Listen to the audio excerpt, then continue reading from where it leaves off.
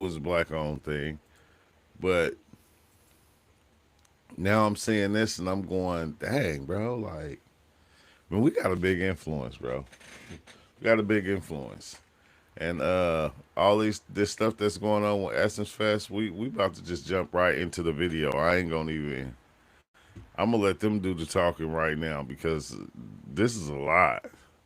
So let's just go. So last year when y'all had your commentary about Essence Fest, I shut the fuck up. Born and raised in New Orleans. Daddy people, mama people, both. What's Louisiana. up, and welcome? You hear me? I watched the change in Essence Fest from me remembering as a little girl to last year 2025. I watched y'all discourse back and forth, the African diaspora this, the African diaspora that, New Orleans culture this, New Orleans culture that. And the bottom line is that introducing the African diaspora to Essence Fest Yeah, I'm gonna go to that next. made it go bankrupt. You could argue with your mom. I watched them push out local vendors. I watched it all. I watched them not incorporate local talent as it had done before. I watched it all. And I shut the fuck up and I let y'all run y'all mouth and defending everybody. And look at where we are now. Other cultures speaking ill will on us indigenous peoples, showing their true colors. Jolof and Jambalaya. Y'all remember that? Hmm. Where y'all at now? Because last I heard, Richie Lou Dennis was going bankrupt. Last I heard, venues wasn't getting paid for.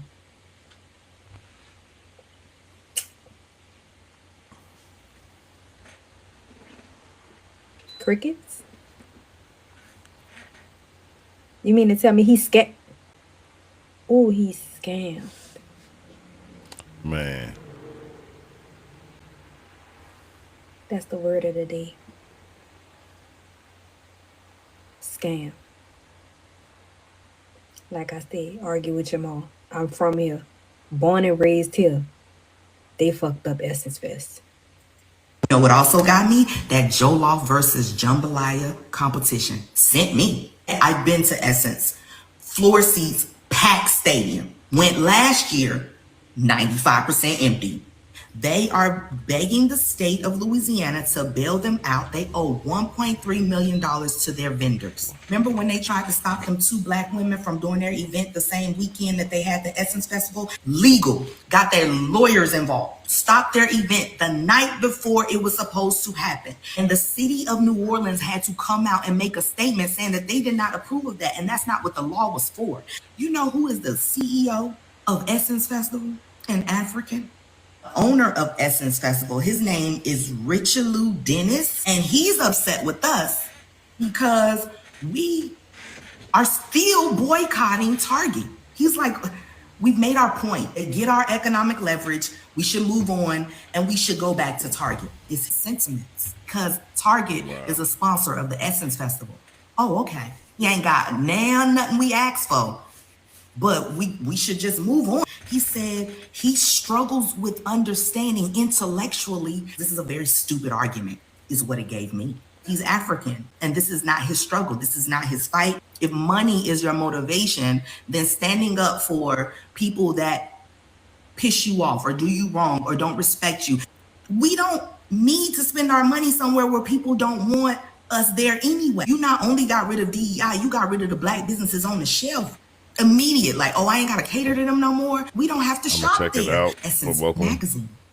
Either US or African. What do you think she is? And she irritated at us too. Got an attitude with black Americans for speaking up about black American events. Essence is one of the largest African American music festivals for us, by us, and you got the nerve to want to change the formula in the middle of the game? You ain't even paid your vendors. And they acted a fool last year with New Orleans vendors who was trying to vend at the Essence Festival. New Orleans that opened their door 20 years for this festival. In their backyard for us. You got the nerve to disrespect the home team? Oh, okay. I got smoke for everybody who don't respect us. Don't nobody love us like that. We have to stick together. People are trying to internationalize the United States and disregard all the people that have been here, that are here, that live here, that make it what it is, from the music to the culture. I'm talking about everything we say, we do, we dress, we talk, we eat, everything. Y'all want to put a spin on Asian soul food. If you don't stand for something, you will fall for anything. And that's what they gave me. And what Essence Festival was and what it has become is two totally different things. You know what also got me? When Essence Festival, the reason why the brother who created Essence Festival put it in New Orleans was because of how rich the Black American culture is. We needed nothing from nobody and nowhere else to make this Essence go off with a hit. It was FUBU, for us, by us. No clears ain't never came. No Asians ain't never came. No Africans ain't never came. Every single year, this Essence Festival went off without a hitch, just with us. FUBU, for us and by us. And then boom, here come the African. Soon as she come by it, here you come want to Africanize it. Now, everybody cool with the Africa theme or theory that some of us might have come from Africa. I'm not, but a lot of us are cool with it. But that is where you drew the line. Because in America, especially in New Orleans, we don't need no extra hands on the culture. We don't eat no goddamn jollof rice, bitch. And it don't compare to jambalaya.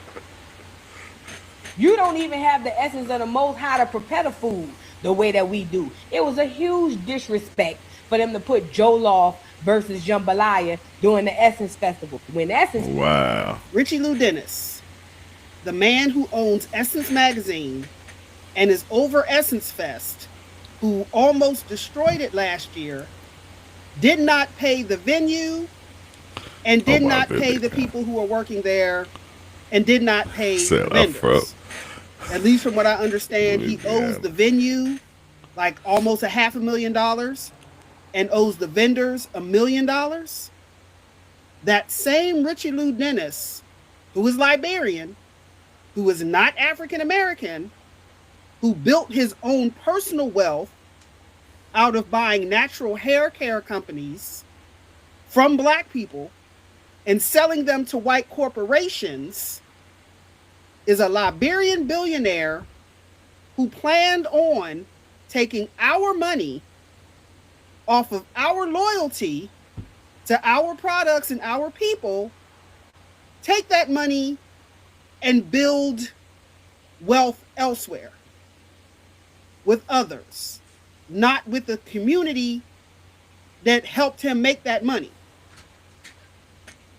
Am I hearing that correctly?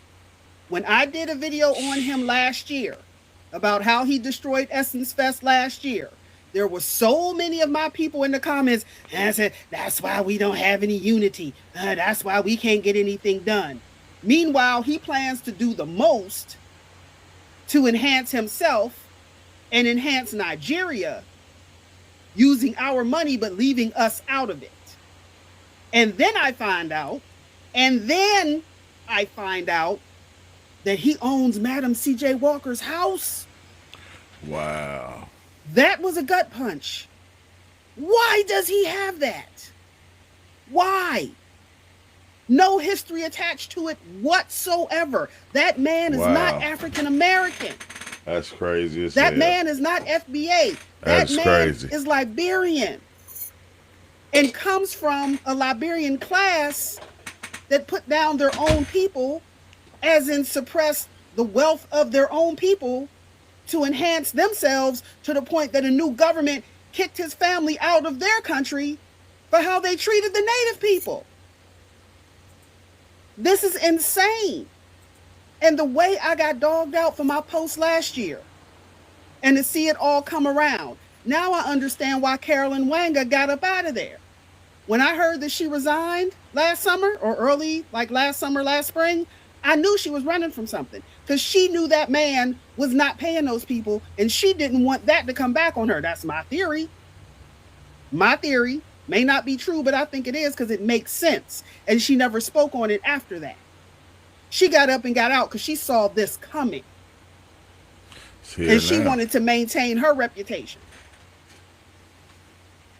This is crazy. If Essence Fest happens this year, y'all better not go. Bankrupt that man. Bankrupt him. And make him run on back to Africa. Because this doesn't make any sense. Like, who wasn't watching? This is why we have to get back to gatekeeping. We got to get back to gatekeeping. Because that's the only way we are going to keep the stuff that is ours, that is inherently ours, that was built for us with our money, FUBU. by our hands. We have to stop letting people come in and get rich off of us. Rich, wealthy, generational wealth off of us, and most of us don't even have any.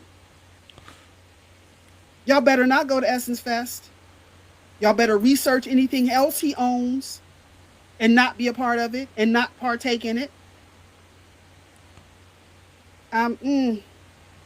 Anyway, the video is in the caption if you want to learn more. But oh my gosh, he owns African. He owns that mansion. He owns Madam C.J. Walker's mansion. They're gonna get into that. And if he sells it and makes money off of it, you think that money's going to come back to her descendants? Hell no. Or her people? What is going on? Richie Lou.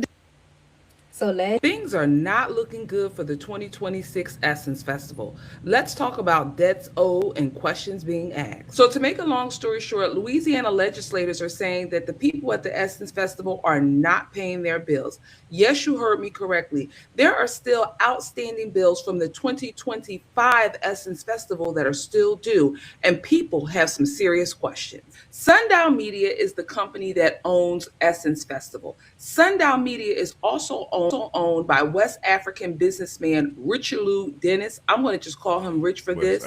And they're saying that Rich's company, Sundown Media, owes the convention center, the New Orleans Convention Center, over $406,000. Now, as of last week, they actually owed the convention center $450,000, a little bit over. They did issue a $50,000 check. Therefore, the balance to the convention center is now $406,000. In addition to owing the New Orleans Convention Center, the local vendors are also saying that they are owed money too. Some local vendors, for instance, are saying that they're owed about $1 million for production costs for putting on last year's Essence Festival. Now, traditionally, after these type of events, you have about 30 days to settle your tab. We are way over that now. So we're going to watch and see this story to see how it progresses for the 2026 Essence Festival. Now, I'm not going to get into the whole kerfuffle that happened in 2025 with the Essence Festival, but I will say this to Rich Dennis, who recently took over the Essence Festival and managing and producing it last year. You got to pay your bills, especially since you're new and upcoming with owning and managing this event. So get down in the comments and let me know what you think about the Essence Festival company Sundown owing the New Orleans Convention Center over $406,000, as well as owing local New Orleans vendors money. And also get down in the comments and let me know if you plan to attend the 2026 Essence Festival and support it in the future. Let me know. Now, y'all know I don't be in nobody business, but Essence Fest, we are not coming this year, next year, the year after, until y'all realize that we are Black Americans. And we do got the money, baby. But y'all not going to play in our face. We don't want fufu. We don't want jollof rice. We are not African. We are not Black Caribbeans. We are none of those things. We are Americans. We have our own food, our own culture, our own music. Stop playing with our top and thinking we not going to show y'all something. We going to show y'all. Now, if you don't get somebody Black up in there, you might as well cancel this shit because it's going to be way more empty next year. We're not coming. We are not African. We're not finna cosplay as African. We do not care how anybody feel about it. This is our motherfucking country. That's our event, and y'all need to make it what it needs to be. Bye, bitch. Hey y'all, so it looks like there's trouble in paradise when it comes to Essence. So the Essence Fest, as many found out, last year with the debacle that they had there, is owned by Richard Lou Dennis, who owns Essence. He bought it from Sundial, another company, years ago. Prior to it, obviously, before Sundial, it was Black owned, right? So Essence hasn't been Black American owned in a minute. Richard Lou Dennis bought it, and he is not a Black American. He's an African, right? So last year when they had the Essence Fest, I kept seeing all these people like just complaining about how it was run, how they had contests like Jollof Rice versus Jambalaya, the kind of things that they did, the partnership with Target. And again, it becomes very clear that just because people are Black doesn't mean that they understand the culture, right? And obviously when someone sells it to a Black group and it's like, oh, Essence is now Black owned, people often forget that Black owned could be any group of Black people. It could be Caribbean Blacks, it could be African Blacks, it could be Black Americans, it could be anything. And in this case, he's an African, right? And so I feel like when people believe that if it's Black culture that anybody can do it, that's where we get these problems. Because you put Africans in charge and ownership of a Black American festival and then think that they're going to understand it when culture is Black American culture and most Africans are just emulating Black American culture just like everybody else. So there was a lot of people saying they were never going to go back. And now it's looking like we don't know if Essence is even going to really happen because Rich Lou Dennis still owes money to two outfits in New Orleans, one being the convention center, which is something they have used for years. I mean, I went to Essence quite a few times back in the day when it was like cool. And the convention center is where everything happened. So they owed them $456,000. After everything went out to press, it came back that okay, they made a $50,000 payment to them after everybody started talking about it. So now they only owe them $406,000, but they also own $1 million to a production company. And right now, people in legislature are concerned because the state of Louisiana helps pay for Essence.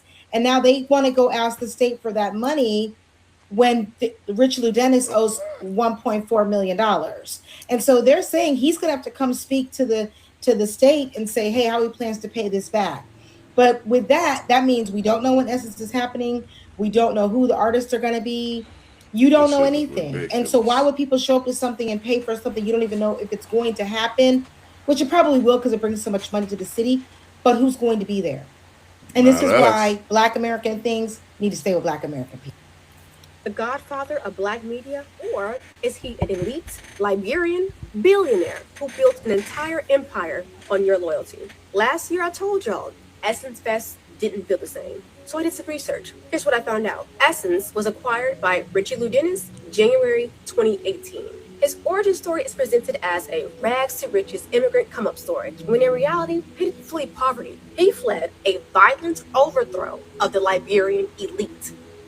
Richie Lou's family lineage is part of the oppressing class of elite Liberians. Richie Lou himself confirms his mother's position as an economist for the Liberian government. This was under President Tolbert. The government was violently overthrown in the 1980s. Richie Lou Dennis owns or controls the majority of Black women's legacy media in America. In 2017, he sells Shea Moisture to Unilever for $1.6 billion, a company built on the backs of Black American women's loyalty and dollars. It was sold to Unilever, a white British corporation. 1 month later, the British government knights him. Makes him knight and commander for contributions to democratization. This relationship dates back to 1997. Yeah. This is just a case of the elite rewarding and acknowledging the elite. Then in 2018, he uses that money from Unilever to purchase Essence magazine. He now controls Sundial Media Group. What is under Sundial Media Group? Essence Magazine, Essence Festival, Refire 29, BeautyCon, and Afropunk. He also runs the New Voices Fund, a $200 million fund that decides which Black women entrepreneurs gets their capital. Keep in mind which kinds of Black women. That'll come back up later. Almost forgot. He also owns Madam C.J. Walker's mansion. Who gave him that? Madam C.J. Walker built her fortune selling to Black American women. She employed them, she trained them, and she created economic independence for them. Dennis purchased the mansion back in 2018 and promised to turn it into an institution for Black women entrepreneurs. That never happened. But let's take a look and see who gets featured in Essence. Essence platforms them. They build audiences, brands partner, access to politicians. They even interview presidents. All of that influence flows back to the network. So where's the money going? Essence gets Louisiana state funding. They're using your tax dollars. The money doesn't stay in New Orleans. It goes here. September 2024, Essence Ventures partners with the Nigerian federal government. They have a partnership. Essence becomes the official global and knowledge partner for Destination 2030. Don't be confused. This is not a sponsorship. This is a government partnership. Your magazine partnering with a foreign government without asking you. Do the viewers know? I don't think they know. This is the Nigerian government's campaign to make Nigeria the global capital for Black culture. Of Black culture? Meanwhile, back in Louisiana, the convention center is owed $456,000. Local vendors are owed $1 million, so the vendors never got paid. Did you make any money last year? He can't pay the local vendors, but he can invest $300,000 in the Liberian Presidential Center. He can fly influencers to Lagos. The money is there. It's just not going to Louisiana. It's just not going to New Orleans. It's going to Lagos. It's going to Liberia. It's going to foreign governments. This isn't Black empowerment. They're using Black American institutions to fund their elite African federal government agenda. They told you exactly what they're using. Your dollars and Louisiana's bill to build Nigeria's global brand. My fellow Black American people, stop funding, stop supporting what doesn't fund you back. That's some real. That's you crazy, made some money. Bro. So why was the convention paid? They're like, I wouldn't even want to step foot in no one's convention center and I didn't pay them. And the vendors, they should have been paid too, 30 days out. If you're a vendor, I don't care who it is. Listen to me, vendors. A lot of you Black people too. You tell people, if I'm doing any catering for you or whatever, I need my payment 30 days or at minimum 14 days and take a deposit. Take a deposit. Say, hey, I need 50%. I need 50% up front. And the other 50%, 30 days out or 2 weeks out. Don't sit up here and not get paid. Because a lot of times, you know, a lot of Black business owners say, oh, it's another Black person. Man, look, yeah, we so-called Black. Well, he's not Black American, but business is business. And we see so many Black businesses get screwed over. Like, for instance, we just talking about business in general. I've known so many people that got screwed over. My own wife has got screwed over the years. And that's why she has certain, you made some money. So why? Well, you know, last year with all the controversy. You know what I find so This one ironic? right here. So I'm filming this after my deep dive on Essence Ventures, Richie Lou Dennis. Anyway, but you know, Jesse Jackson passed away, and it just kind of feels like an end of an era. It definitely feels like a signal to that. It feels like it symbolizes that the death of something that no longer serves Black people. And it never really served us, to be quite honest. But what I find so ironic about the whole situation, because, you know, I was just scrolling on Instagram and just kind of wanted to see if Richie Lou Dennis had mentioned anything about the money he owes all those people in Louisiana, you know. No message about that. But he does have a dedicated post to Mr. Jesse Jackson. And I'm just like, isn't it ironic? Isn't it funny? I guess. Of course, he would have a dedicated post to something that enabled him to be Mr. Richie Lou Denny, right? Busy man, but he was like, yeah, that one right there, that Jesse Jackson right there, that's his guy. Of course, he loves him, right? Coined the term African American. Wow. Okay. Of course he would. Of course he would have a picture of him on him, a Jesse Jackson on his Instagram post, on his Instagram page. Nope, nothing about the vendors, all that money he owes, or all the people he's stepping on to make sure that his goal, his foreign agendas is is going through. I just think that's so ironic and crazy. But anyway, I think officially it symbolizes an end of an era. The man is no longer with us. Rest where he's resting. I don't know, but I thought it was interesting. Of course. Of course, he made a post about Jesse Jackson. You know what I find so Exactly. ironic? Hey, look, it's crazy though because they've been using us and riding our way for a long time. Like, it ain't nothing new. That's why they get funded. They get funded. We don't even get them kind of funds to do what we need to do. Like, we could have been running this shit ourselves, but they don't want to see us with it, so they give it to other people that look like us. So we'll go spend with them, and now we giving them money, giving the money to them that look like us, and they taking it and they build. Bro, this shit is ridiculous. It's ridiculous. I see why people be saying FBA. I'm like, the more I'm getting into this, the more I'm starting to understand it. And I'm gonna cut the video right here, but I'll be back in about 30 minutes to an hour with another one. We gonna do it again. So like the video, let me know what you think, and then man, leave a comment so people will understand it. You feel me? For the ones that don't get it, you feel me? That still sleep, wake your ass up, man. Wake up. Wake up. 'Cause this shit got to come to an end. But peace out.